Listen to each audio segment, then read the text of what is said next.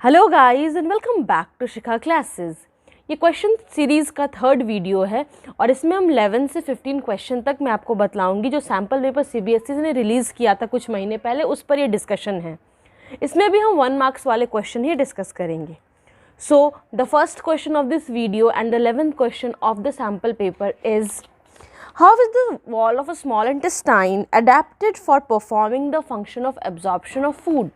Question क्या है कि हमारे स्मॉल इंटेस्टाइन में हम लोग जानते हैं कि फूड का एब्जॉर्प्शन यानी जो फूड डाइजेस्ट हो गया उसका एब्जॉर्प्शन स्मॉल इंटेस्टाइन के वॉल्स के थ्रू होता है।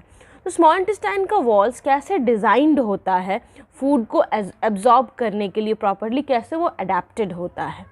इसका आंसर होगा the walls of the small intestine have numerous finger like projections called villi. और सिर्फ इतना ही नहीं, उसके साथ साथ this villi is richly supplied with blood vessels. क्या होता है कि जो वॉल्स होते हैं स्मॉल इंटेस्टाइन के, उसमें फिंगर लाइक विलाई प्रेजेंट होते हैं।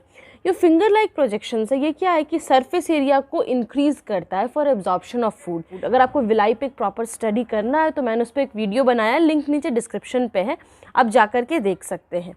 ये जो क्वेश्चन है इसके साथ एक और क्वेश्चन था एज अ चॉइस और करके, तो वो जो बाद वाला क्वेश्चन है वो ये है, एक टाइगर और एक गोट का स्मॉल इंटेस्टाइन में किसके पास लंबा स्मॉल इंटेस्टाइन होगा? और आपको इस अपने आंसर को जस्टिफाई भी करना है। So the answer is of course the small intestine of goat is longer than that of tiger.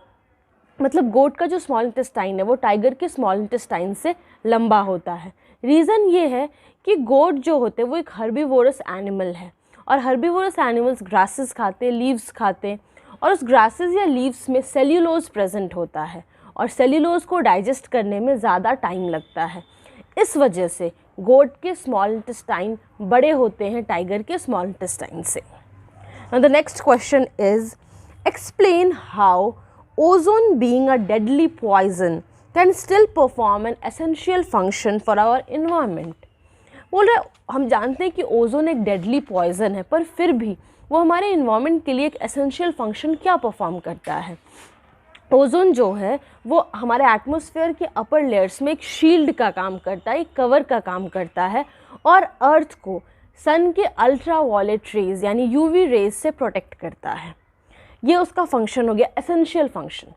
अब आखिर यूवी रेज से प्रोटेक्ट करता है तो ये इतना बड़ा फंक्शन क्यों है? क्योंकि अगर अल्ट्रा वायलेट रेज अर्थ के सरफेस तक पहुंच जाएं तो वो लिविंग ऑर्गेनिज्म को डिफरेंट वेज में हार्म कर सकते हैं।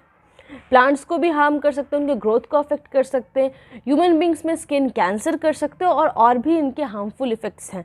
इस क्वेश्चन में भी एक और चॉइस है, आप ये या वो क्वेश्चन दोनों में से एक आंसर करना था आपको। Give reason Why a food chain cannot have more than 4 trophic levels? आपको वजह बतलाने कि एक फूड चेन में 4 ट्रॉफिक लेवल से ज़्यादा क्यों नहीं हो सकता।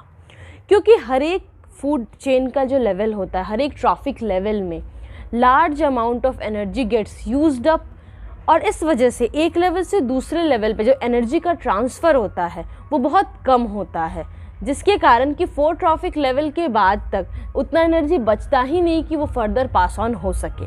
10% लॉ तो आप लोग जानते ही हैं कि जब जैसे कि सनलाइट का में जितनी एनर्जी होती है प्लांट्स उसका सिर्फ 1% एब्जॉर्ब करते हैं, और उसके बाद फर्दर जैसे प्लांट्स को हर्बीवोर्स खाते हैं तो वो उसका सिर्फ 10% ले पाते हैं। मतलब प्लांट्स ने जो 1% एनर्जी एब्जॉर्ब किया, हर्बीवोर्स उस 1% का सिर्फ 10% ले पाते हैं। एंड फर्दर हर्बीवोर्स को जो कार्निवोर्स खाएंगे, जैसे मान लीजिए अगर एक गोट है तो गोट को लायन खाएगा, तो गोट ने जितना एनर्जी लिया प्लांट से, फर्दर लायन में वो उसका सिर्फ 10% ही ट्रांसफ़र होगा।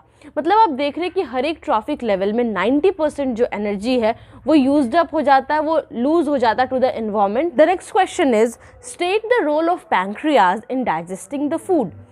क्या है कि जो पैंक्रियाज होते हैं वो एक डाइजेस्टिव जूस सिक्रीट करते हैं जिसको हम लोग कहते हैं pancreatic juice, which contains enzymes, जिसमें एंजाइम्स होते हैं जैसे कि एक ट्रिप्सिन होता है that helps in digestion of protein, and one is lipase that helps in break down of emulsified fats. जो 14th, 15th और 16th क्वेश्चन है सैम्पल पेपर का, उसमें असर्शन और रीज़न है। तो फर्स्ट ऑफ ऑल आप ये समझिए कि इसका क्या लॉजिक है, आफ्टर ऑल इसका मतलब क्या होता है। Assertion means statement and reason means उसकी वजह।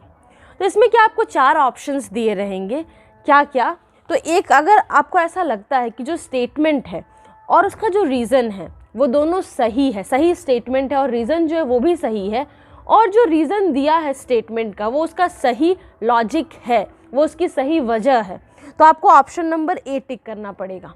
अगर आपको ऐसा लगता है कि असर्शन जो स्टेटमेंट है वो भी सही है, रीज़न में जो स्टेटमेंट लिखा है वो भी सही है, पर जो रीज़न दिया है वो सही रीज़न नहीं है, तो वैसे केस में आपको बी लिखना होगा, यानी कि A and R are true but R is not the correct explanation of A. C number option में कि ए सही है पर आर फॉल्स है, यानी रीज़न में जो स्टेटमेंट है वो गलत है और असर्शन में जो स्टेटमेंट है वो सही है। एंड डी आपको तब लिखना जब आपको ऐसा लगता है कि असर्शन में जो स्टेटमेंट दिया है वो आपका गलत है और रीज़न में जो स्टेटमेंट दिया है वो सही है। तो ये 4 पॉइंट्स हैं, आप इसको अच्छे से पहले एक बार पढ़ लीजिएगा, आपके एग्जाम में भी ये दिया रहेगा एग्जाम के क्वेश्चंस में। तो आपने ये देख लिया, अब हम क्वेश्चंस की तरफ बढ़ते हैं।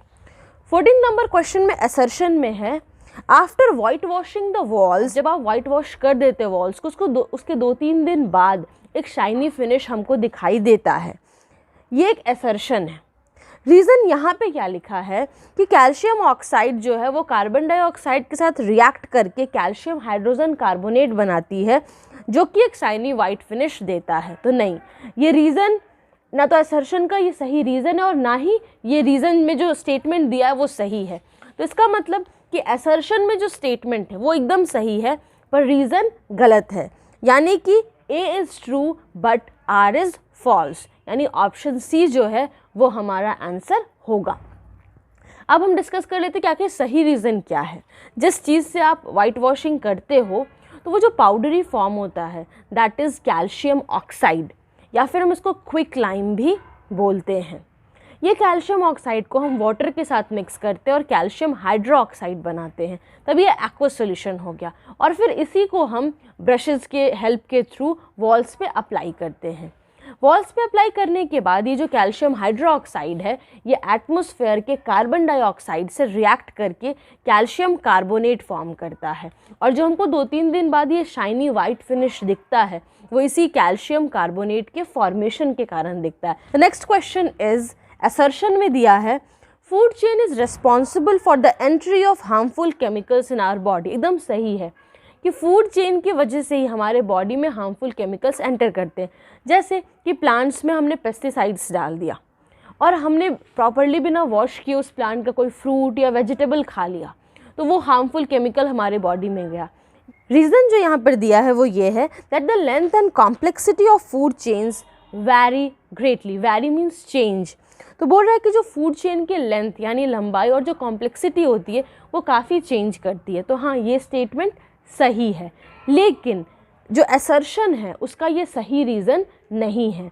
इसका मतलब both A and R are correct but R is not the correct explanation of A. और 15 नंबर क्वेश्चन में एक और चॉइस था, मतलब आप दोनों में से कोई एक आंसर कर सकते तो दूसरा वाला चॉइस मैं आपको बतलाती हूँ। असर्शन है greater number of individuals are present in lower trophic levels. जो लोअर ट्रॉफिक लेवल्स होते हैं उसमें ज़्यादा इंडिविजुअल्स की संख्या ज़्यादा होती है। ऑफ कोर्स ये एक करेक्ट स्टेटमेंट है। रीज़न है the flow of energy is unidirectional. हाँ, ये भी एक करेक्ट स्टेटमेंट है कि एनर्जी का जो फ्लो होता है वो यूनिडायरेक्शनल होता है। जैसे सन से प्लांट्स में गया, प्लांट्स से हर्बीवोर्स, हर्बीवोर्स से कार्निवोर्स, लेकिन वो एनर्जी क्या वापस सन तक जाता है, वापस प्लांट्स तक जाता है? तो नहीं, ऐसा नहीं होता। एनर्जी यूज्ड अप हो जाता है पर वो एक ही डायरेक्शन में मूव करता है। लेकिन ये रीज़न असर्शन का सही रीज़न नहीं है। means both A and R are true but R is not the correct explanation of assertion, यानी कि इसमें भी ऑप्शन बी ही होगा। सो गाइज, हमने इस वीडियो में 15 क्वेश्चन तक डिस्कस कर लिया। इनफैक्ट 5 क्वेश्चन से ज़्यादा ही हो जाते क्योंकि बहुत सारे क्वेश्चंस में और करके एक दूसरा क्वेश्चन भी होता है। सो होप आपको ये सारे क्वेश्चंस अच्छे से समझ में आ गए हों और आपको मेरा ये पढ़ाने का, एक्सप्लेन करने का तरीका पसंद आ रहा हो। अगर आपको कोई सजेशंस है kindly give it in the comment box below, या फिर आप मुझे मेल भी कर सकते हैं। मेरा ईमेल एड्रेस है swanshika28@gmail.com। See you in the next video with new questions. Till then, keep smiling. Have wonderful days. और अगर आपको ये पसंद आया हो, don't forget to hit the like button. इस वीडियो को अपने फ्रेंड्स के साथ भी शेयर कीजिए ताकि वो भी ये क्वेश्चन समझ सकें। Thanks for watching.